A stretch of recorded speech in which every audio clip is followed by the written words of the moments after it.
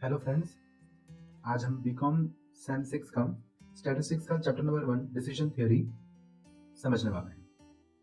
तो आइए सबसे पहले इसका बेसिक समझ लेते हैं। तो डिसीजन थ्योरी का जो प्रिंसिपल है उसका इस्तेमाल हम तब करते हैं जब हमारे पास बहुत सारे चॉइसेस हो या ऑप्शंस हो या ऑल्टरनेटिव्स हो और उसमें से हमें बेस्ट ऑल्टरनेटिव या चॉइस ऑप्शन को सिलेक्ट करना है। तो उस टाइम पर हमें डिसीजन थ्योरी का जो प्रिंसिपल है वो हेल्पफुल रहता है।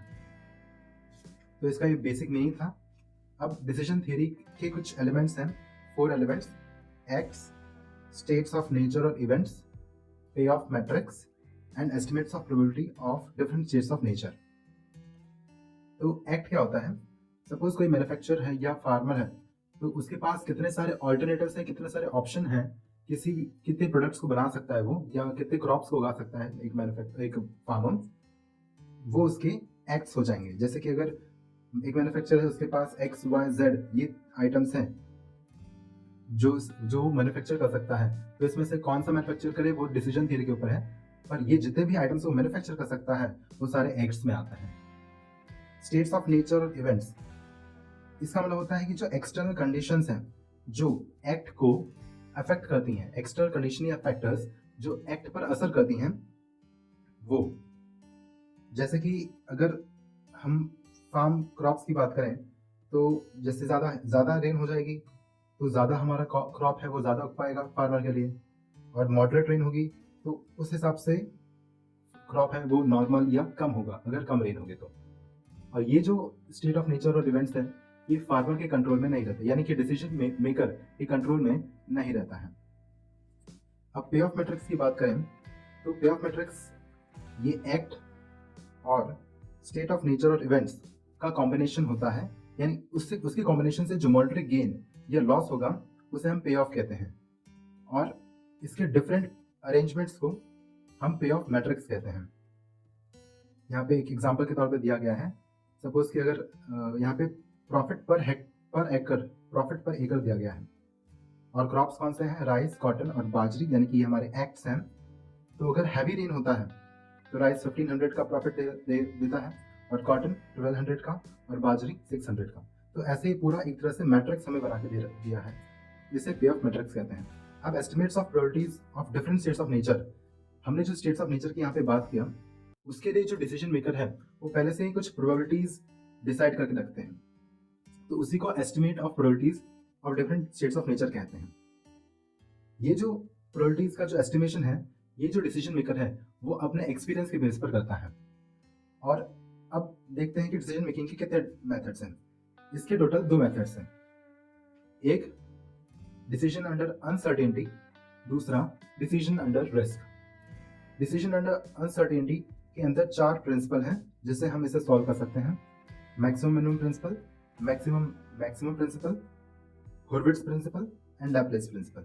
और डिसीजन अंडर रिस्क के अंदर है ईएमवी जिसका फुल फॉर्म है एक्सपेक्टेड मॉनेटरी वैल्यू, और ईवीपीआई जिसका फुल फॉर्म है expected value of perfect information.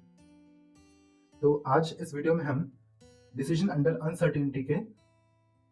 Uncertainty को समझेंगे और इसके रिलेटेड एक प्रॉब्लम सॉल्व करेंगे, और नेक्स्ट वीडियो में हम डिसीजन अंडर रिस्क को समझेंगे। तो ये जो वीडियो होगा वो मेन फोकस करेगा डिसीजन अंडर अनसर्टेनिटी को, और इस वीडियो के बाद मैं आपको गारंटी देता हूँ कि ये डिसीजन अंडर अनसर्टेनिटी आपको अच्छे से आ जाएगा। इसमें हॉर्विट्ज प्रिंसिपल का एक फॉर्मूला भी दिया है जो है अल्फा इंटू मैक्सिमम पे of plus 1 minus alpha into minimum पे ऑफ, और लैप्लेस का फॉर्मूला है एवरेज पे of different acts.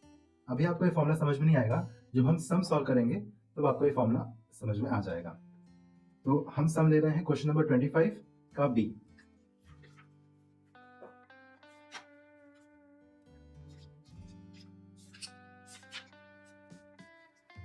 Question number 25 का B. For the following payoff matrix, find the best act using maximum principle, maximax principle, Laplace principle and Hurwitz principle। यानी कि इसमें चारों प्रिंसिपल कवर हो जा रहे हैं, और यहाँ पे अल्फा की वैल्यू भी दे दिया है, अल्फा इक्वल्स टू 0.7।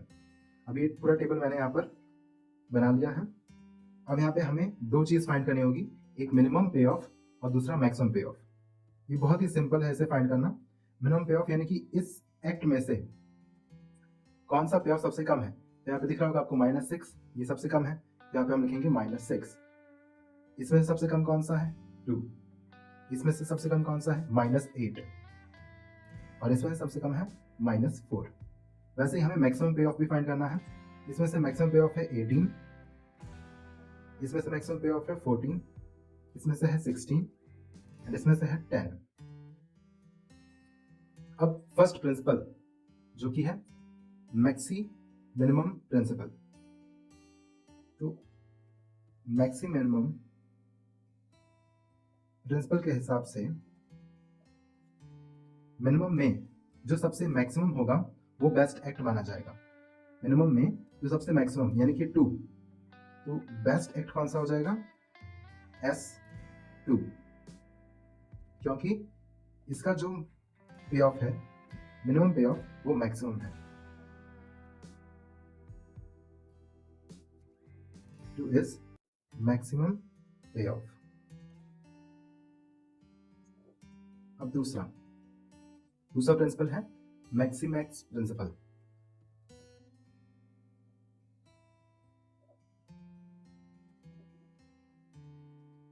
इसमें से हमें मैक्सिमम में से मैक्सिमम ढूंढना है, यानी कि 18। तो 18 कौन सा एक्ट है? S1। तो यहां पर बेस्ट एक्ट हो जाएगा S1। तीसरा प्रिंसिपल है हॉर्विट्ज प्रिंसिपल। हॉर्विट्ज प्रिंसिपल का यहाँ पे फॉर्मूला दिया है अल्फा इंटू मैक्सिमम पे of plus 1 minus alpha into minimum पे ऑफ। आपको अल्फा की वैल्यू दे रखा है टेक्स्ट बुक के अंदर 0.7। तो अब हम इसे सॉल्व करेंगे हॉर्विट्ज प्रिंसिपल को।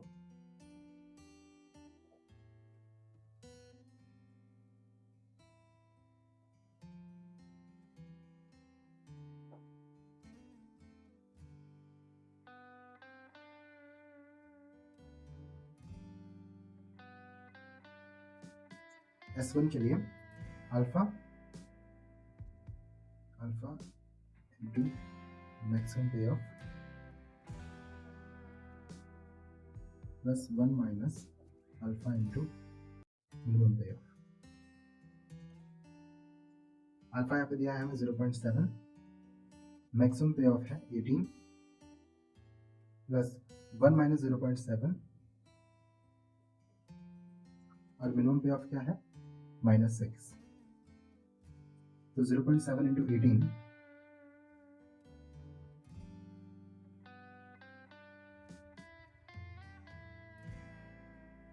तो 0.7 इंटू 18 12.6 1.07 यानी कि 0.3 इंटू 0.6 माइनस का 0.18 तो 12.6 प्लस माइनस 0.18 12.42। ऐसे ही हम S2 का भी निकालेंगे 0.7 इंटू मैक्सिमम पे ऑफ 14 1 माइनस 0.7 इसको हम 0.3 लिख देते हैं और मिनिमम है 2। 0.7 इंटू 14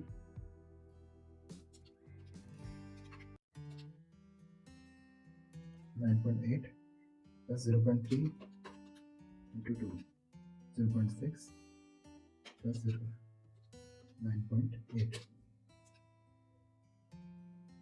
10.4। S3 का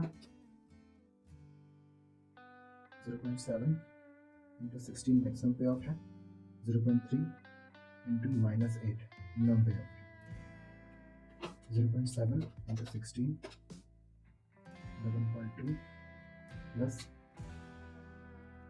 -8 into 0.3 -2.4 plus 11.2 8.8। S4 0.7 into 10 maximum payoff 0.3 into -4 minimum payoff 0.7 into 10 7 plus -4 into 0.3 minus का 1.2 plus 7 5.8। अब जो इन सब में से मैक्सिमम है वो हमारा बेस्ट एक्ट होगा। तो इन सब में से मैक्सिमम है 12.42, तो बेस्ट एक्ट हो जाएगा अकॉर्डिंग टू हुरविट्ज़ प्रिंसिपल S1। अब हम लैप्लेस प्रिंसिपल से फाइंड करेंगे।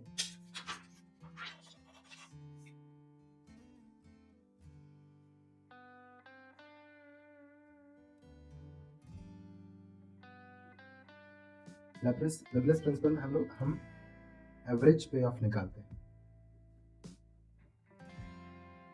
इसके लिए S1